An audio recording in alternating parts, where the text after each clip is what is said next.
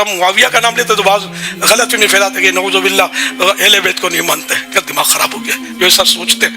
الحمدللہ اہل بیت کی تو شان یعنی خدا کی قسم اتنی بڑی ہے، اتنی بڑی، ہم بیان کیا کریں گے؟ جیسے مولا علی اور معاویہ رضی اللہ عنہ، ان دونوں کا اگر ہم فضیلت کے معاملے میں تقابل کرتے ہیں تو مولا علی کی شان تو بہت بڑی ہے، نعوذ باللہ امیر معاویہ کو ان سے افضل تھوڑی سمجھتے ہیں. لیکن اس کا مطلب نہیں کہ حضرت علی سے محبت ہے تو معاویہ کو برا بھلا کہیں رضی اللہ تعالیٰ عنہ. یہ نہیں ہو سکتا نا کہ ہر صحابی نبی جنتی ہے نا. درجات ان کے اپنے اپنے ہیں، لیکن یہ کہ جو صحابی ہے وہ جنتی ہے. ہر گھر میں ایک معاویہ رضا کرنے، معاویہ علی، معاویہ حسن، معاویہ حسین، تاکہ کوئی کل جا کر وسوسے نہ ڈالے. Wake up to reality. حضرت عمار شہید ہو گئے ہیں اور رسول اللہ نے فرمایا تھا ان کو باغی جماعت قتل کرے گی. تو حضرت معاویہ غصے میں آئے اور کہا کہ تو اپنے پیشاب میں پھسل رہا ہے، یعنی خود لوگوں کو یہ بات بتا رہا ہے ہم نے کہاں سے قتل کیا ہے، اس کو تو علی نے قتل کیا ہے. نہ علی ساتھ لے کے آتا اور نہ عمار قتل ہوتا. استغفر اللہ. تم لوگوں نے تو ایک ماموں کی تعریف اور اس کے نام کے اوپر جلسے کر کے اور نعرہ لگاتے تھے حق چار یار کا، اور اندر بات ہوتی تھی سیاست معاویہ زندہ باد کی. فراڈ مچا کے رکھا. اور جو اسلام کے اصلی مجاہد تھے عمار ابن یاسر، ابو ذر غفاری، ان لوگوں کا تعارف ہم نے آگے کروایا. لوگوں کو ہمیں تانا دیتے ہو. صحابہ کرام کہنا چھوڑو بھائی، 3 بندے ہیں، ٹھیک ہے وہ صحابی ہیں، ہم انہیں رضی اللہ عنہ بھی کہتے ہیں، صحابہ بھی مانتے ہیں. ہم اللہ کے حضور دعا کرتے ہیں اللہ تعالیٰ ان کی غلطیوں سے درگزر فرمائے، آمین. لیکن 3 بندوں کے پیچھے آپ 1,00,000 صحابہ کرام کہ جن کی پاؤں کی خاک ہماری آنکھوں کا سرما، ان کے بارے میں ہم پہ بلیم لگاتے ہو کہ ہم صحابہ کرام کے بارے میں بولتے ہیں. صحابہ کرام کا مشن تو ہم لے کے چل رہے ہیں اللہ کے فضل سے. تم تو ماموں پارٹی ہو. تو یہ ان کا طریقہ واردات ہے. اور وہ کہتے ہیں خصوصاً حضرت معاویہ رضی اللہ تعالیٰ عنہ، خصوصاً نہیں بھائی، صرف یہی مسئلہ ہے. یا ان کے ساتھ 2 بندے اور ہیں، مغیرہ ابن شعبہ رضی اللہ تعالیٰ عنہ اور عمر بن عاص رضی اللہ تعالیٰ عنہ، اور باقی سارے صحابہ اکرام. اور ان کے ساتھ بھی ہماری کوئی ذاتی دشمنی نہیں ہے. یہ آپ نے ہمیں بتایا تھا کہ حق چار یار کا نعرہ لگانا ہے. حق چار یار کے نعرے کے بعد سیاست معاویہ زندہ باد کہاں سے آ گیا؟ تم نے تو خود مانا ہے کہ 4 یار لے کے چلنے ہیں خلافت راشدہ. اپنی بات سے پھر رہے ہو. اور حق چار یار کے مقابلے میں جو لوگ کھڑے ہوئے ہیں ان کے مقابلے پہ ہم حق چار یار کے ساتھ کھڑے ہوئے ہیں، نہ کہ ہماری کوئی ذاتی دشمنی ہے. اور تماشا ان کا دیکھیں، ان سے پوچھیں پہلے خلیفہ کے مخالفین، کہتے ہیں جی منکرین زکات، مرتد، مسلمہ کذاب کے ساتھ ملنے والے، بالکل ہم آپ کے ساتھ ہیں. دوسرے خلیفہ کے مخالفین کہتے ہیں رومنز اور پرشینز کافر، ہم آپ کے ساتھ ہیں. تیسرے خلیفہ راشد کے مخالفین کہتے ہیں جی بلوائی، خارجی لفظ بالکل غلط بولتے ہیں، خارجی تو حضرت علی کے مخالفین تھے، بلوائی، ہم آپ کے ساتھ ہیں. چوتھے خلیفہ کے مخالفین رضی اللہ تعالیٰ عنہ، ہم بھی کہتے ہیں رضی اللہ تعالیٰ عنہ، لیکن یہاں تک بات نہ رکھیں، جو پوری بات ہے وہ بتائیں. صرف رضی اللہ تعالیٰ عنہ نہیں ہے، جو حدیثیں بخاری مسلم میں آئی ہیں حضرت علی کے مخالفین کے بارے میں اور جنگ جمل، صفین اور نیروان کے بارے میں پروفیسیز آئی ہیں، وہ بتائیں عوام کو. بنو امیہ اور بنو عباس کی لکھوائی بھی جھوٹی تاریخ نہیں، بخاری اور مسلم میں جو صحیح بات آئی ہے، شہادت عثمان کے اصلی اسباب جو آئے ہیں وہ بتاؤ. تم نے ایک فرضی کریکٹر گھڑا عبداللہ ابن سبا کا، جس کا حضرت عثمان سے کوئی لینا دینا نہیں تھا. وہ تو آیا تھا حضرت علی کے دور کے اندر. اہل بیت کا نام تمہارے منہ پہ کبھی آیا نہیں تھا. یہ ہماری دیکھا دیکھی اب صحابہ و اہل بیت کانفرنس کر رہے ہیں. میں تو اس کانفرنس کے بھی خلاف ہوں. وہ کانفرنس پتہ کیا ہو رہی ہوتی ہے؟ صحابہ اور اہل بیت کانفرنس میں وہ یہ بتا رہے ہوتے ہیں کہ صحابہ کرام کے یہ فضائل ہیں، اور جو اہل بیت کے فضائل بیان کرتے ہیں وہ رافضی ہوتے ہیں. اہل بیت کی کوئی بات نہیں ہوتی، اور یہ ترتیب بھی غلط ہے. اہل بیت و صحابہ کانفرنس ہونا چاہیے. کیونکہ اہل بیت کے پاس ڈبل ڈگری ہے. اہل بیت رسول اللہ کے گھر والے بھی ہیں, ہاں, اور صحابہ بھی ہیں, اور اہل بیت کے سوا جتنے ہیں وہ صرف صحابہ ہیں. لہذا یہ ترتیب درست کرو. یہ اسی طریقے سے کہ آپ رسول و اللہ لکھو, پہلے اللہ لکھو پھر رسول لکھو. بات تو صحیح ہے نا لاجیکلی. صحابہ و اہل بیت کانفرنس نہیں, یہ وہابی بھی کروا رہے ہیں آج کل, اہل حدیث بھی نہیں. اہل بیت و صحابہ کانفرنس. ترتیب صحیح کرو. اللہ دے بندے ہو تو اڑی ترتیباں بھی اسی صحیح کرانی نے. اب چونکہ اسپیسیفکلی حضرت معاویہ رضی اللہ تعالیٰ عنہ کا ذکر ہوا, تو یہاں پر میں صرف جنگ صفین کے حوالے سے تھوڑی سی ڈسکشن کر لیتا ہوں, باقی تو پھر ٹائم زیادہ لگے گا. اس کے بعد اپنے آخری پوائنٹ کی طرف آؤں گا اور یہ چیپٹر کلوز کریں گے. صحیح بخاری اور صحیح مسلم دونوں میں حدیث موجود ہے.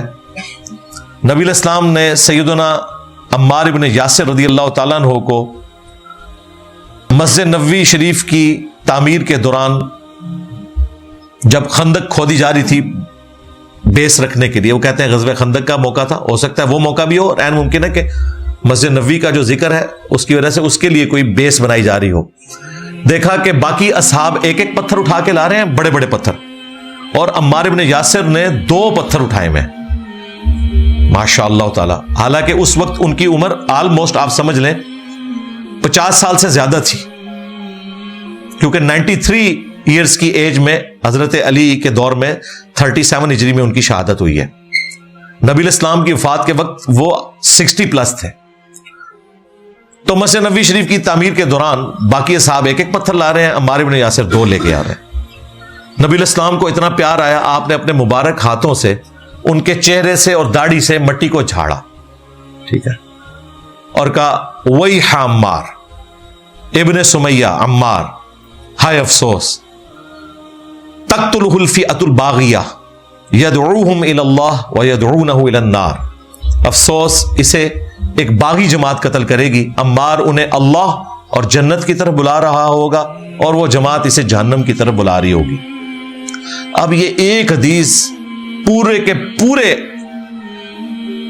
وہابی فرقے کو, خواہ وہ دیوبندی ہو یا اہل حدیث ہو, یا ایون اب تو بریلوی بھی وہابی ہو چکے ہیں ناسبیت کی وجہ سے,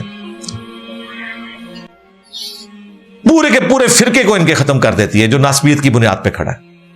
نبی علیہ السلام کہہ رہے ہیں جہنم کی طرف بلانے والی باغی جماعت, جہنمی نہیں کہا, ہم جہنمی لفظ نہیں, یعنی وہ عمل ایسا ہے خلیفہ راشد کی مخالفت کرنا کہ وہ جہنم کی طرف لے جانے والا ہے.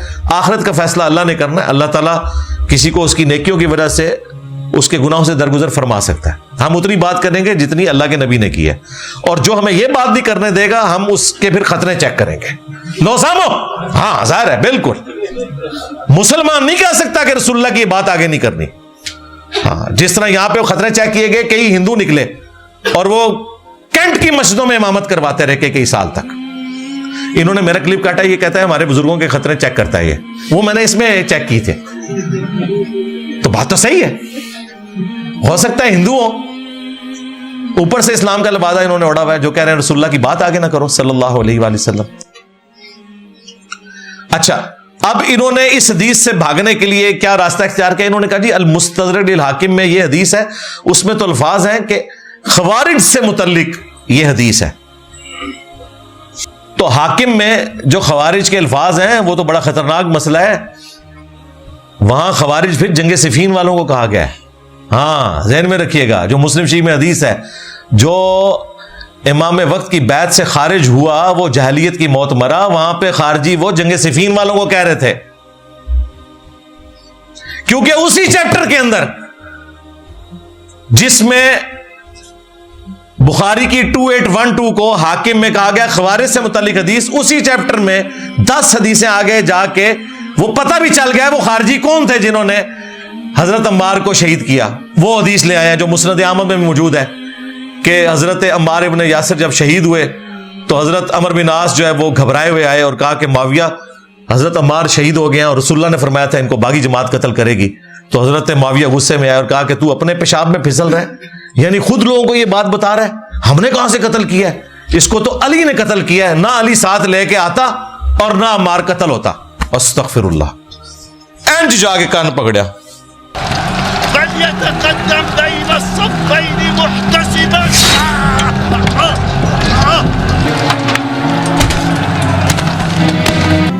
أيها الأمير، قتلنا عمار بن ياسر الذي يقول فيه رسول الله صلى الله عليه وسلم تقتله الفئة الباغية. ما بك يا أبا عبد الله؟ أنحن قتلناه؟ لقد قتله من جاء به. لقد قتله من جاء به. لقد قتله من جاء به.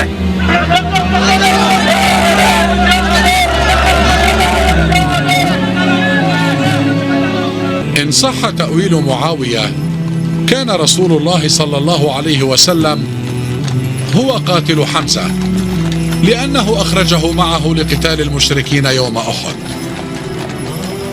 ماموں کو بھی یہ کہنے کی جرت نہیں ہوئی کہ ان کو خوارج نے مارا ہے، انہوں نے الٹا حضرت علی پہ الزام لگا دیا اور الزام یہ لگایا کہ نہ حضرت علی ساتھ لے کے آتے نہ یہ شہید ہوتا. باقی روایتوں میں پھر آتا ہے حضرت علی تک جب یہ بات پہنچی نا تو حضرت علی نے کہا کہ پھر کیا نعوذ باللہ حضرت حمزہ کے قاتل رسول اللہ تھے کہ نہ وہ غزوہ احد میں ساتھ لے کے آتے اور نہ حمزہ شہید ہوتے. مولا علی نے بھی پھکی دی تھی. یہ باطل تعویل ہوئی. لہذا وہ خارجی والی جو بات ہے وہ انہی کوئی خارجی کہا گیا. لغت میں تو تھے نا امام وقت سے تو وہ نکل چکے تھے نا. لہذا 2812 تے وہ حاکم میں گئے نا اور خارجیوں پہ ڈالنے کی کوشش کی تو پھنس جاؤ گے. دوسری بات حضرت معاویہ خود مان رہے ہیں اور جو قاتل ہے وہ بھی سامنے آ گیا ہے. قاتل کوئی گمشدہ بندہ نہیں ہے. صلح حدیبیہ کا صحابی ہے ابو الغادیہ رضی اللہ تعالیٰ عنہ. میں تو اسے بھی رضی اللہ عنہ ہی کہتا ہوں. مسند احمد میں چیپٹر ہے ابو الغادیہ کا پورا, اس میں حدیثیں یہی ہیں کہ مجھ سے عمار کا قتل ہو گیا اور وہ روتے رہتے تھے ہر وقت. اور یہ ان کی طرف سے صفائی دے رہے کہ ابو الغادیہ آپ کو رونے کی ضرورت نہیں ہے, ہم نے 1400 سال بعد تحقیق کی ہے کہ آپ نہیں ہیں, خارجیوں نے قتل کیا. لو سامو ان دسو صحابہ کا گستاخ کون ہے جو صحابہ کو جاہل سمجھتا ہے؟ یہ ابو الغادیہ کو جاہل سمجھتے ہیں. تو واضح احادیث موجود ہیں. وہ مان رہا ہے کہ میں نے یہ مسئلہ خراب کیا ہے, مجھ سے یہ شہادت ہوئی ہے. وَلِعَوْذُ بِاللَّهِ تعالی. کیونکہ مسند احمد میں حدیث ہے کہ عمار کا قاتل اور اس کا مال لوٹنے والا جہنم کی آگ میں ہے.